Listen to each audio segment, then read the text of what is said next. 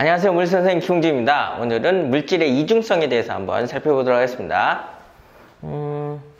저번 시간에 이제 빛의 이중성을 살펴봤죠.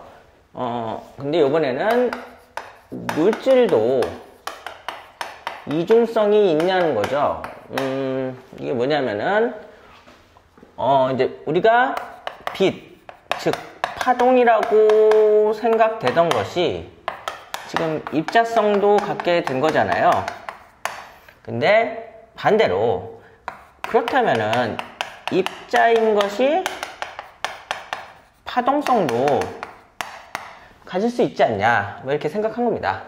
이렇게 역발상을 한 사람이 바로 드브로이입니다. 예, 프랑스 사람이고요. 대학원생 때 이제 생각을 한 거죠. 그래서 논문을 발표를 했는데 다들 뭐 이제 박사도 아니고 교수도 아니니까 무시하다가 이제 파리에 우연히 들린 아인슈타인의 귀에 들어가 가지고 아인슈타인이 그 논문을 보고서 이제 맞는 것 같다 이렇게 얘기해 가지고 유명인이 인증해 줘 가지고 뜨는 그런 케이스였는데요. 그래서 드브로이가 이런 생각을 했는데 어떻게 생각했는지 한번 봅시다.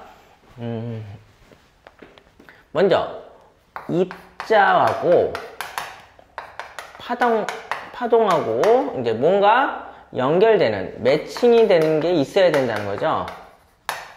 매칭이 돼야 되는 게 있습니다. 그럼 그게 뭡니까? 했을 때 둘 다 있는 거는 운동량이라는 거죠. 둘 다 운동량이라는 것을 갖습니다. 근데 이 운동량을 어떻게 해놓는 거예요? 갖다가 놓는 거죠. 그럼 어떻게 돼요? 이렇게 됩니다. mv는 람다분의 h. 그래서 얘가 파장이고 이게 플랑크 상수잖아요. 그래서 뭐 이런 결과가 나옵니다. 따라서 람다는 mv분의 h라고 하죠. 이게 바로 뭐예요? 이때를 우리는 물질파의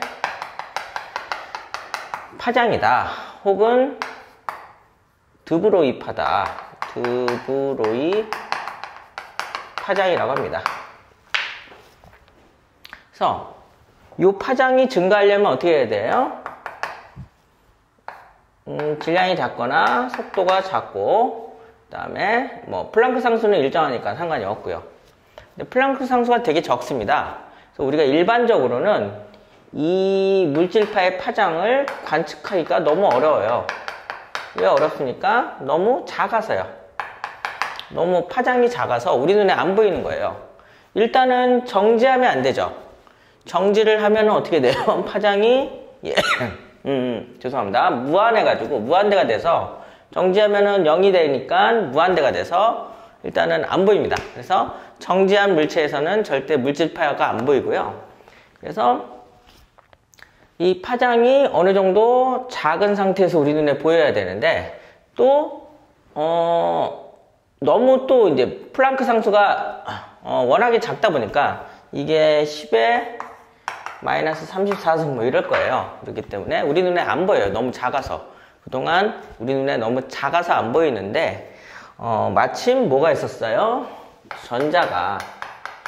전자의 질량이 적당하게 작은 상태에서 속도만 어느 정도 적당하면은 우리는 그거를 뭐 할 수 있다는 거예요? 파의 파장을 관측할 수 있더라는 거죠.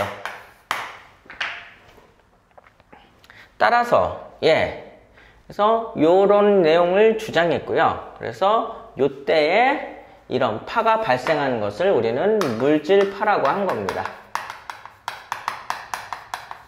물질파라고 한 거죠. 누가요? 드브로이가요. 그래서 물질파는 이렇게 이론적으로 얘기를 했고요.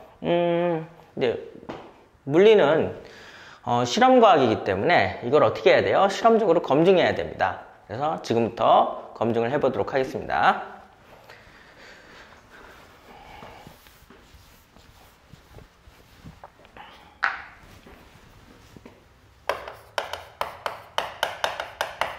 데이비슨 거머라고 하는 사람들의 실험이 있었습니다. 여기다가 이제 니켈을, 니켈이라고 하죠, 우리가 보통. 니켈을 갖다 놓습니다. 갖다 놓고 여기다 이제 전자총을 갖다 대는 거죠. 전자총이라는 거는 전자를 계속 쏘는 겁니다. 계속 쏘면 어떻게 돼요? 얘가 이제 맞고 튕겨 나가겠죠. 뭐 사방팔방으로 튀어나가는데, 문제는 뭐예요? 희한하게 요 각도가 한 50도 정도 되는 요 각도로 희한하게 요렇게 많이 나오더라는 거죠. 이 각도로만 이상하게 많이 나오는 거예요.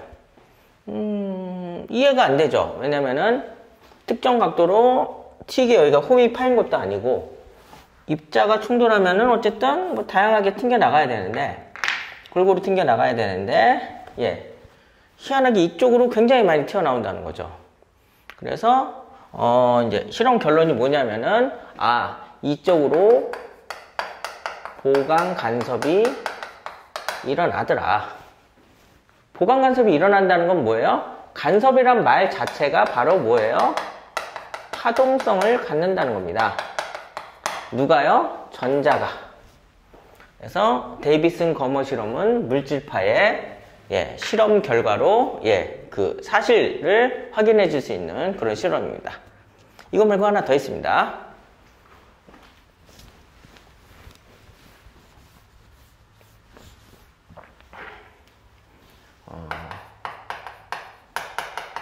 톰슨이 전자 회절 실험을 합니다.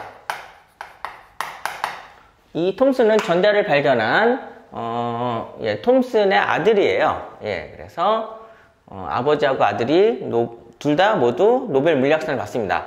아버지는 전자를 발견해서, 즉 전자의 입자성을 발견해서 노벨 물리학상을 받고요. 톰슨은 전자의 회절. 일단 회절이란 말이 나오면 뭐예요? 파동성이죠. 회절이 뭐냐면은 뭐 이런 거예요. 이런 틈이 있는데 여기에 이제 파도가 온다고 생각을 해보세요. 그러면은 이게 이렇게 퍼지죠. 이게 바로 회절인데, 이거는 파동성을 의미하는 겁니다. 그래서 전자선도 이렇게 되는 거죠. 그러면 실험이 어떤지 봅시다. 여기다가 이제 알루미늄을 갖다 댄 거죠. 알루미늄 막을 갖다 댄 겁니다. 근데 여기다가 이제 X선을 쐈어요. 그랬더니 맞고 튕겨 나와서 어떤 무늬가 생겨요? 이러한 회절 무늬가 생깁니다. 끝으로 갈수록 되게 얇아져요. 무늬 간격이. 어쨌든 이런 무슨 무늬요? 회절 무늬가 생긴다는 거죠. 근데 X선은 우리가 파동이라는 걸 알았기 때문에 이건 당연한 거라고 생각을 했던 거예요. 근데 여기다가 이제 뭘 쏘는 거예요? 똑같은 알루미늄에다가 전자를 쏜 겁니다. 전자선들을 엄청 쐈는데, 쏴서 맞고 튕겨 나온 모습을 보니까 X선 썼을 때랑 비슷한데요? 막 이러면서 역시 회절 무늬가 나오는 겁니다. 그래서 전자도 뭐다? 파동성을 가지고 있구나. 왜? 회절이 되니까. 그래서 드브로이가 주장한 내용이 맞구나. 이렇게 얘기가 된 겁니다. 그래서 이게 바로 데이비슨 거머랑 톰슨의 전자선 회절 실험입니다. 그래서 물질파 이론은 인정을 받게 되는 거죠. 그래서 어떻게 되는 거죠?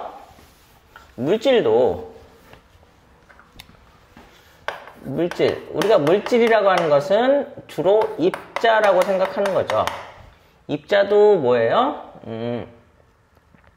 파동성을 가지고 있다는 거죠. 입자성과 파동성을 가지고 있기 때문에 우리는 이걸 합쳐서 물질의 이중성이라고 하는 겁니다. 이렇게 되는 거죠. 그래서 이걸 가지고서 이제 어디에 응용하냐면은 이제 현미경에 응용하는데, 그 전에 이제 현미경을 알려면 분해능이라는 게 있어야 됩니다. 분해능.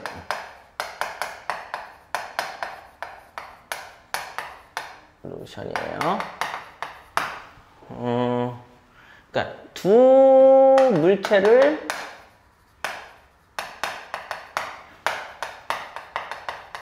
구별하는 능력입니다. 그거를 분해능이라고 해요. 근데 우리가 물체를 본다는 게 뭐죠? 여기 광원에서 나온 게, 여기 나온 빛이 여기 표면에 맞고 튕겨서 제 눈에 들어와야 되잖아요. 예, 그래서 뭐가 필요한 거예요? 빛이 필요합니다.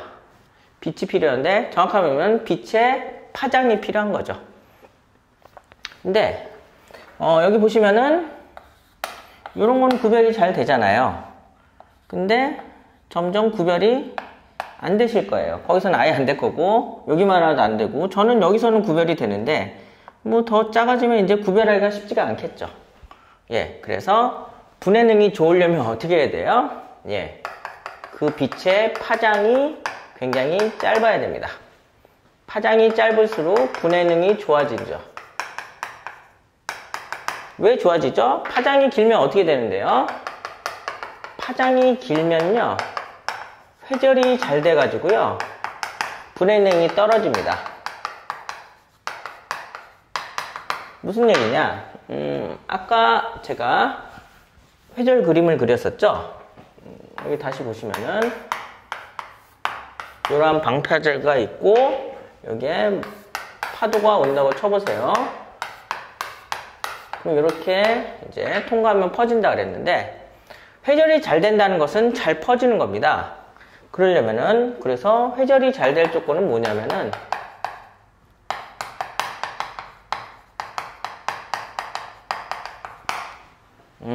첫 번째는 틈이 좁아야 됩니다. 틈이 넓으면은 그냥 지나가겠죠. 퍼지지 않고. 그래서 틈이 좁아야 되고, 두 번째는 파장이 길어야 됩니다. 파장이 짧은 걸 써볼까요? 파장이 짧은 걸 써볼게요. 파면하고 파면 사이가 파장이죠. 쓰면 어떻게 돼요? 잘 안 퍼지겠죠. 예. 그래서 파장이 길어야 됩니다. 그래서 파장이 길어서 회절이 잘 되면 어떻게 돼요? 두 점, 요 두 점에, 예, 점이 이렇게 교차가 돼서 맞고 튀어나온 빛이 이렇게 중첩이 됩니다. 중첩이 돼서 우리는 구별할 수가 없는 거죠. 그래서 분해능이라는 건 뭐예요? 두 물체를 구별한 능력이고, 파장이 짧을수록 분해능이 좋은 겁니다. 이렇게 생각하시면 돼요. 물체가 이렇게 있다면은, 이거를 구별하려면은 어떻게 해야 돼요? 이거보다 작은 파장이 맞고 튕겨 나와야 이게 우리 눈에 보이는데, 이거보다 큰 파장을 쏘면 어떻게 되냐는 거죠. 이런 큰 파장을 쏘면은 맞으면 다행인데, 뭐 안 맞을 수도 있는 거잖아요. 파장이 이렇게 크면은 그러니까 그걸 맞고 튕기기도 어렵고 튀어나와도 구별이 잘 안 된다는 거죠. 왜요? 회절이 잘 되기 때문에. 그래서 이게 분해능인데, 그래서 이제 뭐가 생긴 거예요? 광학 현미경에 한계가 생깁니다.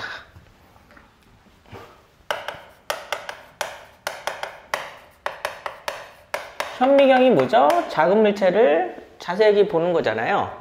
근데 우리가 보통 가시광선을 이제 광원으로 사용해서, 즉 가시광선의 파장을 이용한 거죠. 파장으로 분해능을 해결했었는데, 뭐 바이러스나 이런 것들은 바이러스의 크기가 가시광선의 파장보다 더 작더라는 거예요. 작으니까, 예, 가시광선으로 보면 얘네가 분해능이 커져서 안 보이는 거죠. 우리한테는 상관없는데 바이러스 입장에서는 가시광선의 파장이 더 큰 거예요. 그래서 가시광선보다는 파장이 짧은 그런 광원이 필요한 거죠. 그래서 따라서 해결하게 된 게 뭐예요? 전자의 파장을 이용하면은, 그럼 전자의 파장은 바이러스의 크기보다는 더 작으니까, 그래서 분해 능이 향상이 되겠죠. 그래서 무슨 현미경이 드디어 나오는 거예요? 전자 현미경이 나오는 겁니다. 보시죠.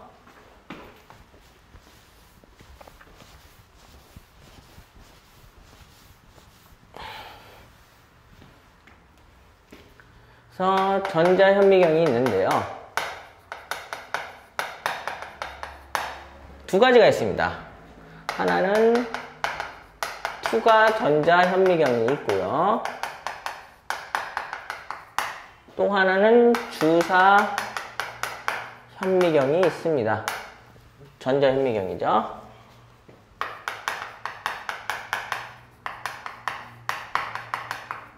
얘는 템이라고 하고요. 얘는 셈이라고 합니다. 그래서 투과 전자 현미경, 그 다음에 주사 전자 현미경, 뭐 이런 뜻이어서 이렇게 되고요. 그러면은 얘는 뭐예요? 샘플, 즉 시료를 얘는 투과하는 겁니다. 투과하니까 어때요? 내부 구조를 볼 수가 있죠. 구조를 알 수가 있고요. 배율도 좋습니다. 안에를 자세히 볼 수 있어서 배율이 좋고요. 주사 현미경은 쟤보단 배율은 떨어지지만 주사가 뭐예요? 스캐닝이어서 맞고 튀어나온 걸 본 거예요. 보니까 어떻게 돼요? 3D 구조를 파악할 수가 있는 거죠. 이렇게 되는데, 투과 현미경은 단점이 있습니다. 뭐예요? 시료를 어떻게 해야 돼요? 얇게 만들어야 됩니다. 그 다음에 시료가 어떻게 돼요? 파손의 우려가 있습니다. 왜냐면 아무래도 통과하다 보니까 파손될 수도 있는데, 아무튼 배율은 얘가 더 좋고요. 그 다음에 3D 구조는 주사 현미경으로 보는 겁니다. 근데 이게 지금 뭐죠? 광원을 가시광선이 아닌 전자의 물질파를 이용하는 거니까 전자를 쏴야 됩니다. 그러려면 뭐가 필요해요? 렌즈가 필요하는데, 그때 렌즈를 우리는 뭐라 그래요? 자기 렌즈라고 합니다. 그래서 자기 장을 이용해 가지고 자기력을 주는 거죠. 그래서 전자가 가다가 요렇게, 그 다음에 뭐 전자가 이런 식으로 해서 이렇게 쪼여져야 되는데, 이렇게 전자가 가다가 휘게 만들려면은 뭐가 필요해요? 자기력이 필요한 겁니다. 그 자기력을 주면 어떻게 되죠? 플레밍의 왼손 법칙에 의해서 전류 자기장 힘이니까 어떻게 됩니까? 전자는 마이너스 전하를 띠잖아요. 전류의 방향과 반대로 움직이는 거고, 거기다 자기장을 걸어주면은 힘이 생기잖아요. 그걸 이용하는 거죠. 그래서 우리는 이거를 뭐라 그래요? 이런 식으로 된 자기 렌즈다. 뭐 이렇게 얘기하는 거죠. 그래서 이걸 이용해서 전자 현미경에서 전자를 쏘면은 그게 입자가 아니라 파동성을 가지고 가서 이제 어떻게 되는 겁니까? 물질들을 관측할 수가 있는 겁니다. 작은 물질, 바이러스 같은 크기에, 아니면 반도체라든가 이런 것들을 볼 수가 있는 거죠. 마지막으로 뭐 식 하나만 소개하고 마치도록 하겠습니다. 그래서 이런 식으로 이제 물질파가 모두에게 인정을 받고요. 실제 산업에도 응용이 되고요. 그런데 이제 시험에는 뭐 이런 식이 많이 나옵니다. 물질파의 파장이 어떻게 되죠? MV죠. 근데 MV는 어쨌든 운동량이잖아요. 입자 입장에서 봤을 때. 근데 입자들은 뭘 가지고 있죠? 운동 에너지를 가지고 있습니다. 운동 에너지를 가지고 있는데, 분모 분자에다가 뭘 곱해요? 질량을 곱하면 어떻게 되죠? 이게 P가 되죠. 왜냐면은 질량 곱하기 속도는 운동량이니까. 그래서 요 식은 원래 많이 씁니다, 우리가. 근데 요거를 얘랑 매칭 시켜 볼게요. 그럼 어떻게 돼요? 이렇게 됩니다. 여기서 P는 뭐예요? 람다분의 H죠. 요걸 여기다 대입을 해볼게요. 그러면 2K는 2N분의 람다 h의 제곱이죠. 그럼 어떻게 됩니까? 2m 람다의 제곱은 h의 제곱이잖아요. 그래서 여기서 이제 새로운 물질파가 나옵니다. 새로운 건 아니고요. 정확하게 하면 새로운 표현이라고 해야죠. 예. 물질파 람다는 물질파의 파장이죠. 루트를 씌웁니다. 그리고 2m, 2k는 뭐가 돼요? 이렇게 쓸까요? 2m, 2k는 여기 플랑크 상수의 제곱은 루트를 씌워도 튀어나오잖아요. 이겁니다. 의외로 많이 써가지고요. 예, 요식 하나 알았으면 좋겠습니다. 네, 그래서 오늘은 여기까지 하겠습니다. 네, 감사합니다.